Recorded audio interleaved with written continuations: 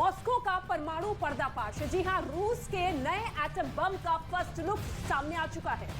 बिल्कुल, देखिए ऐसा परमाणु बम जो रूस का सबसे बड़ा रक्षक है, जिस पर रूस की सुरक्षा और उसके दुश्मनों की तबाही की मुहर लगी है। रूस के रक्षा मंत्री ने अपने एक बयान से मॉस्को का परमाणु पर्दाफाश कर दिया है। रूस और यूक्रेन युद्ध के बीच पुतिन की परमाणु भट्टी में कई नए परमाणु बम तैयार किए जा रहे हैं और ये बम किसी भी वक्त युद्ध का रुख मोड़ सकते हैं।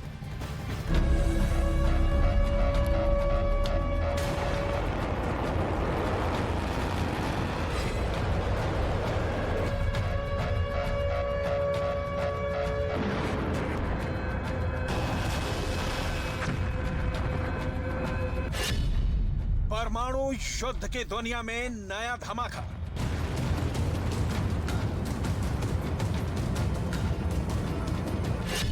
क्या समंदर बनेगा न्यूक्लियर वार का एपिसेंटर?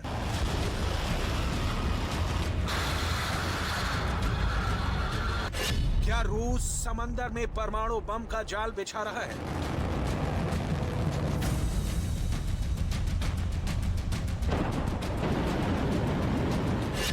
रूस के जखीरे में सबसे घातक परमाणु मिसाइल कौन है?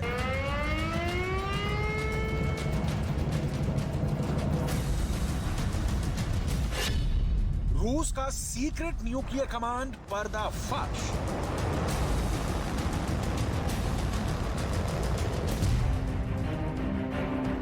रूस के इस न्यूक्लियर हलचल को क्यों अलग अलग कैमरों में देखा जा रहा है?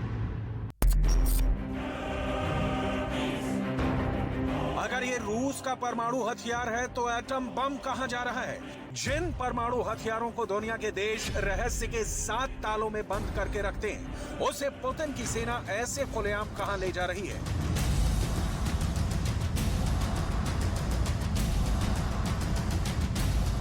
क्या पुतिन अपने परमाणु बमों को लॉन्चिंग प्लेटफॉर्म तक पहुंचा रहे हैं?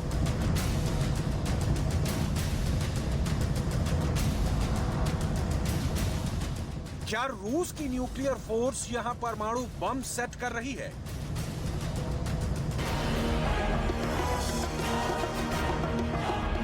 क्या इस न्यूक्लियर मूवमेंट का मतलब परमाणु युद्ध है? ऐसा रूस ने पहली बार नहीं किया है। एक हफ्ते में रूस ने तीसरी बार अपने परमाणु हथियारों को दुनिया को ऐसे खुलेआम दिखाया है।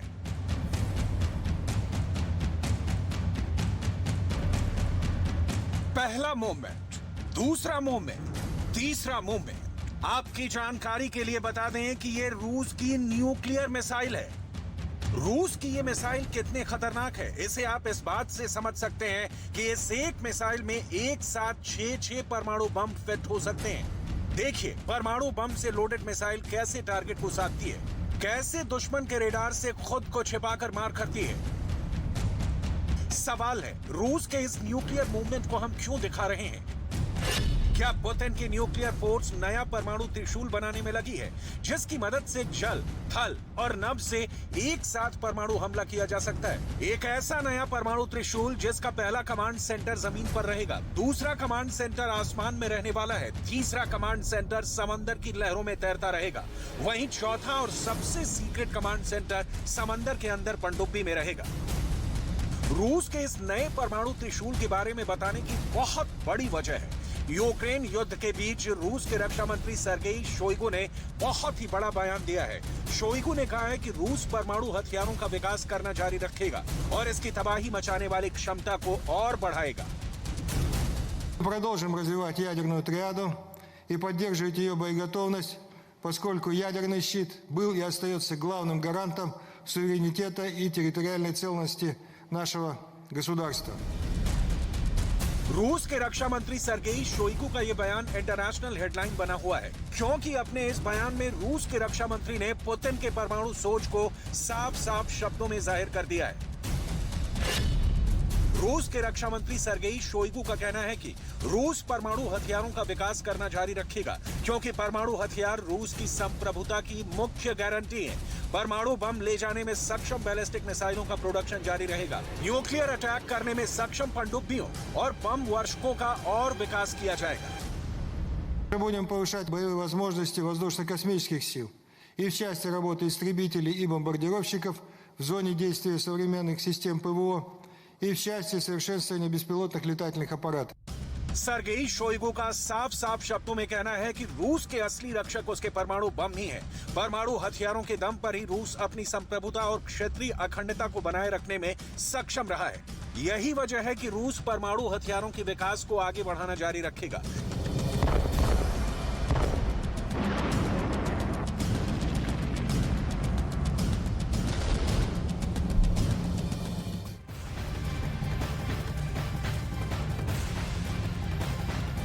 रूस ने अपनी परमाणु ताकत को और बढ़ाने के लिए दिन रात अब एक कर दिया है। रूस के रक्षा मंत्री सरगेई शोइगु की बातों से तो लग रहा है कि 2023 में रूस के परमाणु प्लान का ट्रेलर है। विदेशी मामलों के कई जानकार ये मान रहे हैं कि फिलहाल रूस के बड़े अफसर परमाणु युद्ध की तैयारी को बढ़ाने पर चर्चा कर रहे हैं और परमाणु युद्ध की रणनीति के ऊपर भी लगातार मंथन किया जा रहा है। इसके साथ ही रूस के आला अफसर नए हथियारों की तैनाती की जगहों पर भी विचार कर रहे हैं।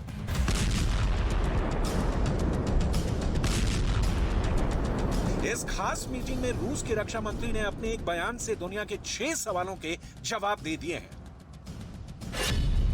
परमाणु युद्ध की तैयारी को कैसे बढ़ाना है, आने वाले दिनों में किस रणनीति से युद्ध लड़ना है, रूस की सेना को किस मोर्चे पर ज्यादा ध्यान देना है, सेना की तादाद बढ़ाकर कितनी करनी है, सेना की ताकत बढ़ाने के लिए कौन कौन से नए हथियार मिलने जा रहे हैं, नए हथियारों की तैनाती कहां होनी है।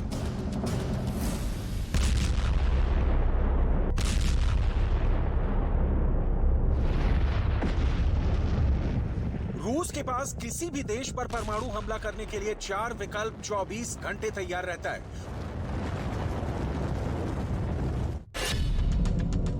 परमाणु हमले का विकल्प नंबर 1,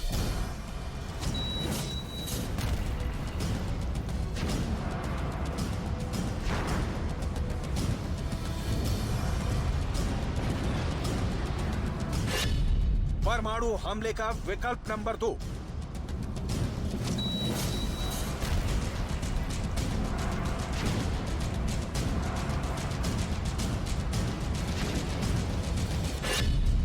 परमाणु हमले का विकल्प नंबर 3,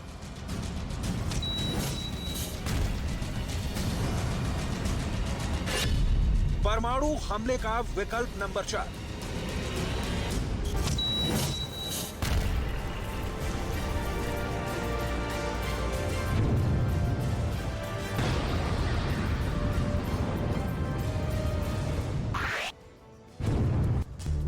परमाणु हमले के इस 4 विकल्प में से किसी भी एक विकल्प का इस्तेमाल हुआ तो दुनिया दहल जाएगी।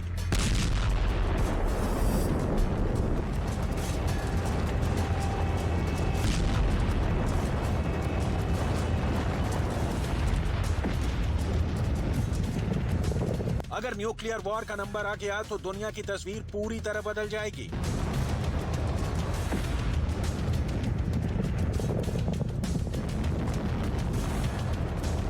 ऊपर से रूस के रक्षा मंत्री सरगेई शोइगु का बयान और डराने वाला है, क्योंकि उनके बयान में 2023 में रूस के परमाणु प्लान का ट्रेलर है। В текущий момент в 5 соединениях ракетных войск стратегического назначения обеспечено строительство объектов инфраструктуры для размещения новых ракетных комплексов. При подготовке перечня объектов капитального строительства на 2023 год особое внимание будет уделено строительству в интересах стратегических ядерных сил. सुना आपने, रूस के रक्षा मंत्री सरगेई शोइगु का कहना है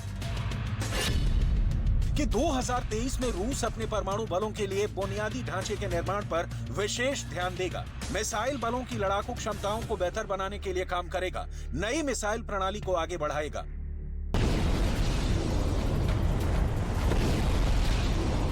रूस के पास दुनिया भर में सबसे अधिक परमाणु हथियार हैं। रूस के पास दुनिया का सबसे बड़ा और सबसे विध्वंसक परमाणु बम है।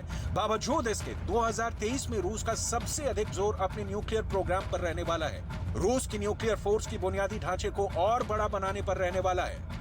Подготовки перечня объектов капитального строительства на 2023 год особое внимание будет уделено строительству в интересах стратегических ядерных сил.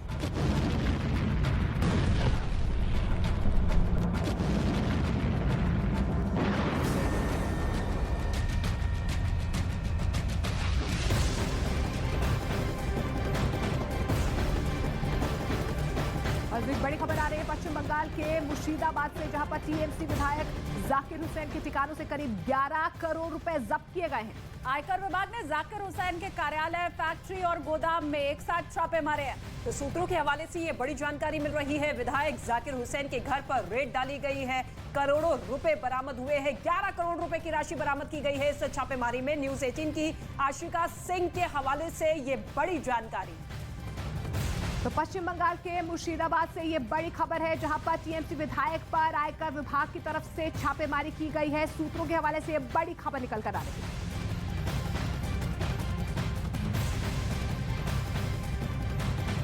आशिका इस वक्त हमारे साथ मौजूद है फोन लाइन पर। आशिका, सबसे पहले अपडेट बताइए, क्योंकि छापेमार कार्रवाई में 11 करोड़ रुपए की राशि बरामद हो चुकी है। अभी फिलहाल किस तरीके से कार्रवाई को अंजाम दिया जा रहा है? देखिए, कल से ये छापेमारी चल रही थी, जहां पर न सिर्फ उनके घर, ऑफिस, गोदाम, जो बाकी कारखाने थे, सभी जगहों पर आयकर की टीमें मौजूद थी। और सिर्फ एक ऑफिस से ये बताया जा रहा है कि 9 करोड़ रुपए मिले हैं, और साथ ही बाकी सब जगहों से मिलाकर के राशि जो है 11 करोड़ पहुंच चुकी है। फिलहाल पूछताछ ये चल रही है कि ये इतने रुपए आए कहां से और कैश में क्यों रखे गए थे, छुपाकर क्यों रखे गए थे। फिलहाल जाकिर हुसैन की तरफ से जो सूत्र बता रहे हैं, ये कहा जा रहा है कि क्योंकि उनके कारखाना, चावल का कारखाना, तेल का कारखाना और मजदूरी देने के लिए, सामान खरीदने के लिए ये रुपए रखे गए थे। जी आशिका, ये जो 11 करोड़ रुपए की बरामदगी की गई है, ये एक ही जगह से, क्योंकि उनके अलग अलग ठिकानों पर छापेमारी हुई है, तो वहां से भी कुछ जानकारी मिल रही है क्या?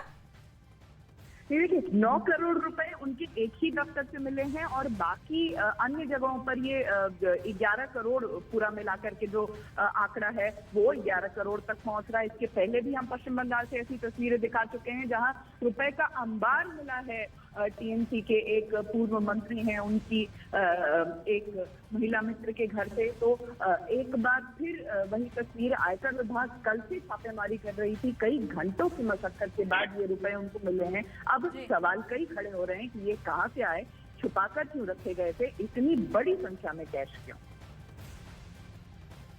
शुक्रिया फिलहाल इस तमाम जानकारी के लिए आशिका। तो परमाणु हथियार पर रूस के कुछ साल पहले खर्च कम जरूर कर दिया था, लेकिन अब खबर ये आ रही है कि रूस ने अपने परमाणु हथियार के जखीरे पर बजट अपना और बढ़ा दिया है। रूस यूक्रेन युद्ध के बीच रूस ने अपनी न्यूक्लियर फोर्स को बड़े पैमाने पर नई तकनीक से लैस किया है। देखो, रूस ने अपना पहला परमाणु परीक्षण 29 अगस्त 1949 को किया था, और तब से लेकर अब तक रूस 715 परमाणु परीक्षण कर चुका है, और इनमें 496 अंडरग्राउंड ही रहे हैं।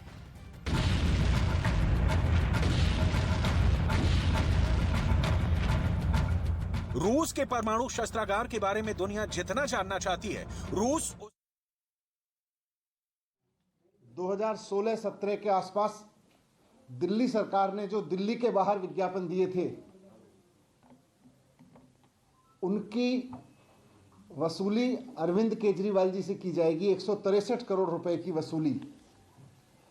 और एलिस वास जी ने अरविंद केजरीवाल जी को धमकी दी है कानूनी रूप से कि आप ये 163 करोड़ रुपए जमा करो, नहीं 10 दिन के अंदर जमा करो, नहीं तो आपके ऊपर failing which further necessary action as per law will be taken in this matter. सूचना विभाग की आईएएस अधिकारी एलिस वास जी भारतीय जनता पार्टी के कहने पर अरविंद केजरीवाल जी को धमकी दे रही है कि 10 दिन के अंदर अंदर 163 करोड़ रुपए जमा करो, नहीं तो आपके खिलाफ कार्रवाई की जाएगी। यह बात एलिस वास जी की नहीं है, यह किसी आईएएस अधिकारी की नहीं है, यह इस बात की है कि भारतीय जनता पार्टी दिल्ली सरकार के अफसरों का किस तरह से दुरुपयोग कर रही है।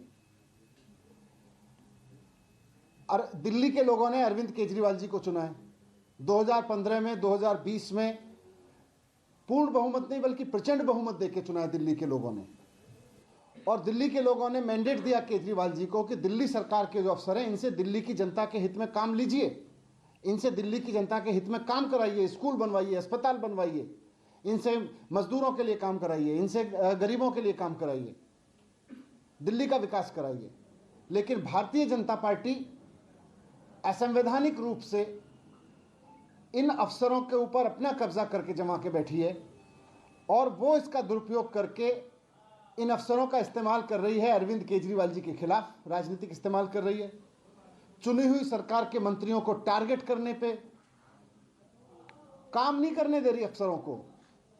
जनता के काम अफसर करते हैं तो उनको रुकवा देती है, और अफसरों का दुरुपयोग कर रही है कि किस तरह से केजरीवाल जी और उनके मंत्रियों को टारगेट करें ये अफसर। ये अफसरों के ऊपर नियंत्रण का, नाजायज नियंत्रण का नाजायज इस्तेमाल है। इसीलिए जो सर्विस डिपार्टमेंट है दिल्ली सरकार का, भारतीय जनता पार्टी उस पर कब्जा जमा के बैठी हुई है, संवैधानिक रूप से गलत तरीके से उस पर कब्जा करके बैठी हुई है, ताकि वो अफसरों का दुरुपयोग कर सके और मुख्यमंत्री जी को इस तरह के नोटिस दे के अफसरों से दिला के परेशान कर सके, टारगेट कर सके और काम ना करने दे। ये जो डीआईपी का नोटिस है 163 करोड़ रुपए केजरीवाल जी को जमा करने का 10 दिन के अंदर, आप सब जानते हैं ये पुराना मसला चल रहा है। ये 2016-17 में और इस दौरान दिल्ली से बाहर ऐड दिए गए। अब ये कहा जा रहा है दिल्ली से बाहर ऐड नहीं देने चाहिए थे केजरीवाल जी को।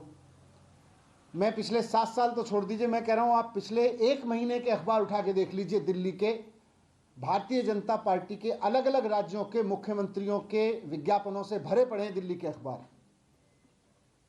मध्य प्रदेश से लेके, उत्तराखंड से लेके, हिमाचल, उत्तर प्रदेश, हर जगह के कांग्रेस के भी मुख्यमंत्रियों के आपको दिल्ली के अखबारों में खूब ऐड मिलेंगे। भारतीय जनता पार्टी के देश भर के मुख्यमंत्रियों के आपको दिल्ली के अखबारों में ऐड मिलेंगे। अगर गलत है तो वो वहां के मुख्यमंत्रियों से वसूलेगी भारतीय जनता पार्टी वो पैसा। भारतीय जनता पार्टी वहां के अफसरों से ये कराएगी कि वो उत्तर प्रदेश में सूचना सचिव को कहे, आईएएस अधिकारी को, कि जाके योगी जी से पैसा वसूलो, या हिमाचल प्रदेश या उत्तराखंड में वसूलो उनके मुख्यमंत्रियों से। ये अफसरों पे कंट्रोल का दुरुपयोग कर रही है भारतीय जनता पार्टी, कि अफसरों को मजबूर कर रही है कि वो मुख्यमंत्री जी को इस तरह के नोटिस दें, मंत्रियों को टारगेट करें और काम ना करें, जनता के लिए काम ना करें। केजरीवाल जी चाहते हैं अफसरों को जनता के काम पे लगाएं। भारतीय जनता पार्टी चाहती है कि अफसर केवल और केवल केजरीवाल जी के ऊपर और उनके मंत्रियों के ऊपर टारगेट करते रहें, काम ना करें। इससे बड़ा उदाहरण नहीं हो सकता अफसरों पे नाजायज कंट्रोल का किस तरह से कर रहे हैं।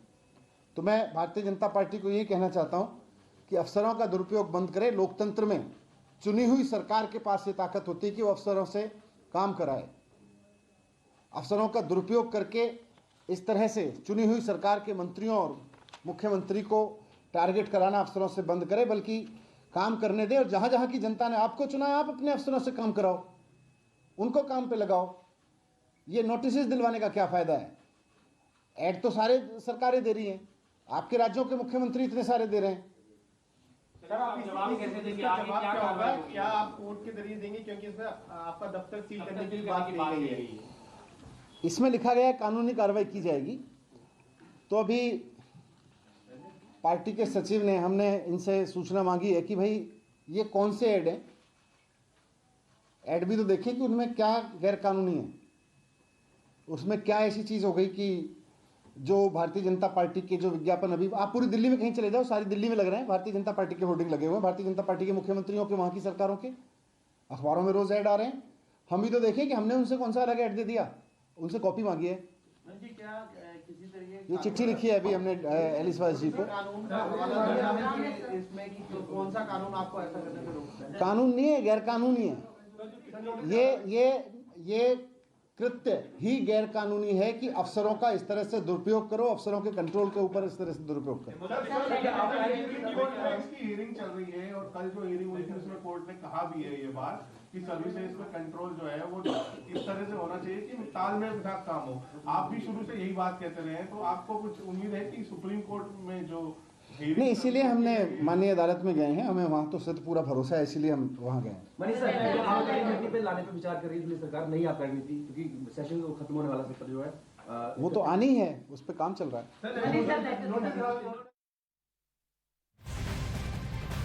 तो दिल्ली के डिप्टी सीएम मनीष सिसोदिया को आप सुन रहे थे, जो कि सीधे तौर पर कह रहे थे कि किस तरीके से बीजेपी जो है अफसरों पर दबाव डाल रही है, अफसरों का दुरुपयोग कर रही है, और यहां तक उन्होंने कहा कि केजरीवाल को धमकी दी जा रही है। सीधे तौर पर कहा गया कि चुनी हुई सरकार है राजधानी दिल्ली में, और ऐसे में पूरी शक्तियों के साथ दिल्ली सरकार को काम करने दे बीजेपी।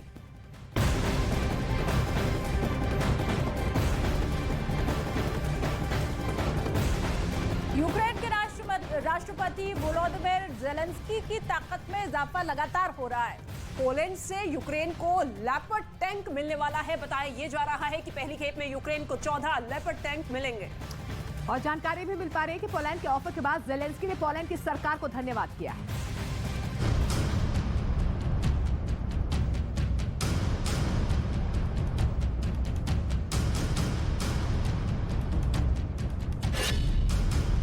कीव को मिला नया पहरेदार।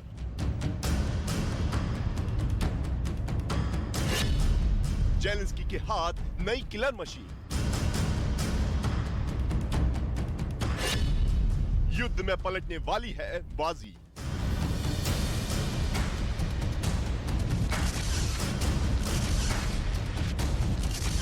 युद्ध के मैदान में डटे रूस और यूक्रेन के टैंक ने सब धुआं-धुआं कर दिया। यूक्रेन के टी सीरीज टैंक ने जंग के मैदान में रूस की सेना पर कहर ढा दिया।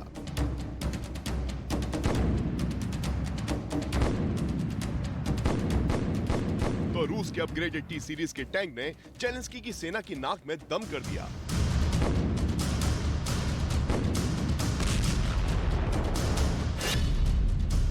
यूक्रेन युद्ध शुरू होने से पहले दावा सामने आया था कि रूस के पास 12,240 टैंकों का जखीरा है, जबकि इसके मुकाबले यूक्रेन के पास सिर्फ 2,596 टैंक ही हैं।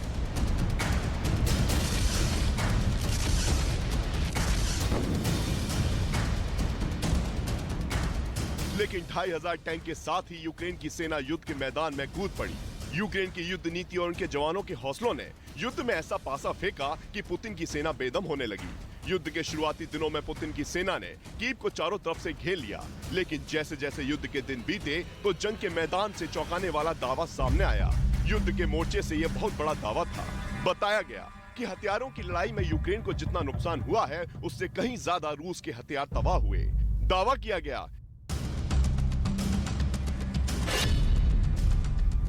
गया कि जंग में यूक्रेन के 2600 हथियार तबाह हुए, जबकि इससे कहीं ज्यादा करीब 8500 हथियार रूस के युद्ध में बर्बाद हो गए।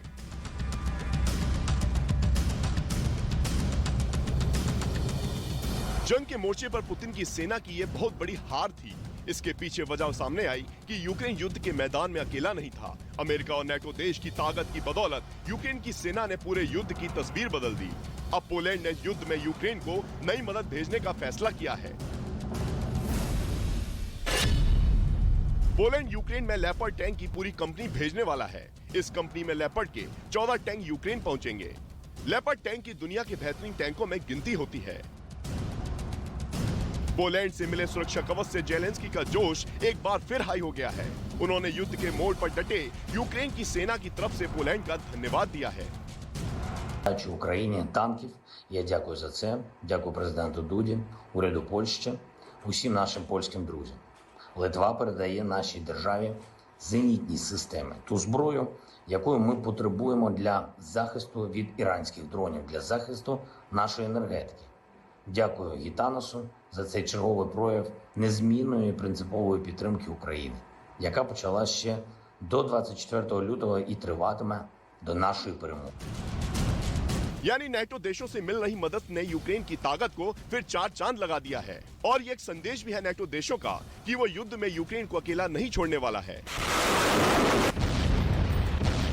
Międzynarodowej podjęliśmy decyzję o włożeniu pierwszego pakietu czołgowego kompanii czołgów Leopard, która mam nadzieję w szeregu z innymi kompaniami czołgów, także Leopard i innych, które zostaną tutaj przez inne państwa złożone, popłynie w niedługim czasie różnymi drogami na Ukrainę i będzie mogła wzmocnić obronę Ukrainy. Taka decyzja w Polsce już jest.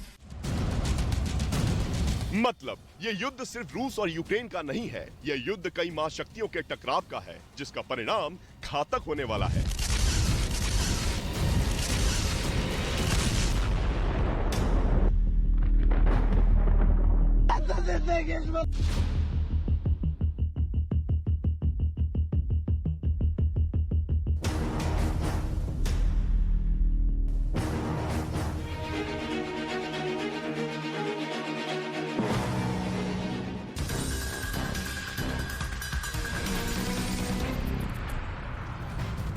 Pakistan से महंगाई पर बड़ी खबर सामने आ रही है। आटे की बढ़ती कीमतों के बीच पाकिस्तान में आटे की तस्करी शुरू हो चुकी है। जी हां, पाकिस्तान के कई शहरों में आटे की कीमतें 150 रुपए किलो को पार कर गई हैं।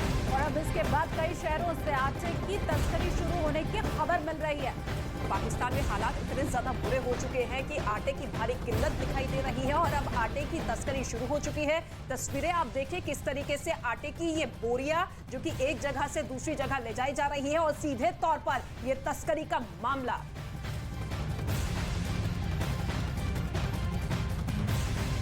और पाकिस्तान में महंगाई इतनी बढ़ गई है कि अब खाने पीने की चीजों पर भी पुलिस का पहरा नजर आ रहा है। और इसी कड़ी में अब आटे की तस्करी शुरू हो चुकी है। तस्वीरें में हमने आपको दिखाई कि किस तरह से पाकिस्तान से आटे को लेकर ये एक गाड़ी जाती हुई दिखाई दे रही है।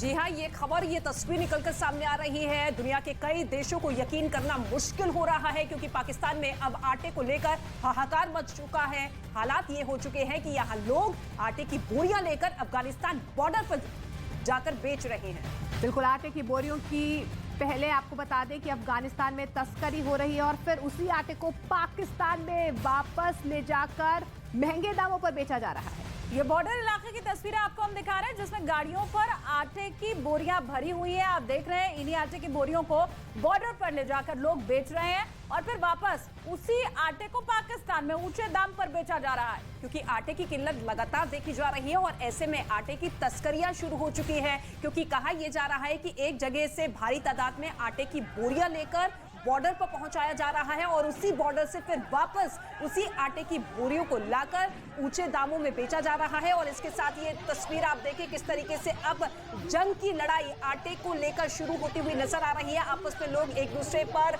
लात घूंसे चलाते हुए नजर आ रहे हैं क्योंकि वहां पर दाने दाने को मोहताज हो चुके हैं। चलिए, 3 तस्वीरें हम आपको लगातार दिखा रहे हैं कि किस तरीके से आटे को लेकर हाहाकार पाकिस्तान में नजर आ रहा है। हालात बद से बदतर होते नजर आ रहे हैं। सरकारी आटे की देखिए आप किस तरीके से तस्करी और लूट हो रही है। हाथापाई पर लोग यहाँ पर उतर आए हैं।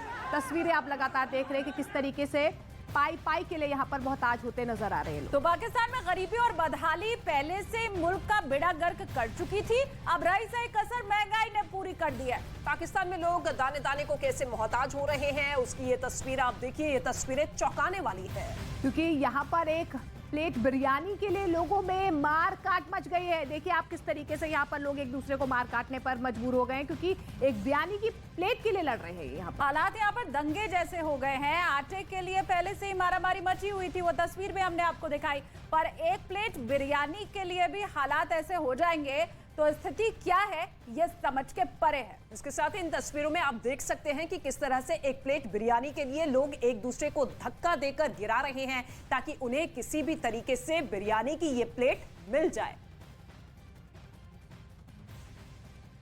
तो कर्ज के बोझ तले पाकिस्तान में महंगाई आसमान छू रही है। खाने पीने की चीजों के दाम कई गुना बढ़ चुके हैं। उधर कई इलाकों में गेहूं और आटा मिल ही नहीं रहा है। गेहूं की भारी कमी की वजह से लोगों को आटा नहीं मिल पा रहा है। पाकिस्तान में खाने पीने की चीजों के भाव बढ़ने से आम लोग अपना पेट भी नहीं भर पा रहे हैं। बिल्कुल, जानकारी के मुताबिक पाकिस्तान में पिछले 1 साल में प्याज की कीमतों में 500% तक का इजाफा हुआ।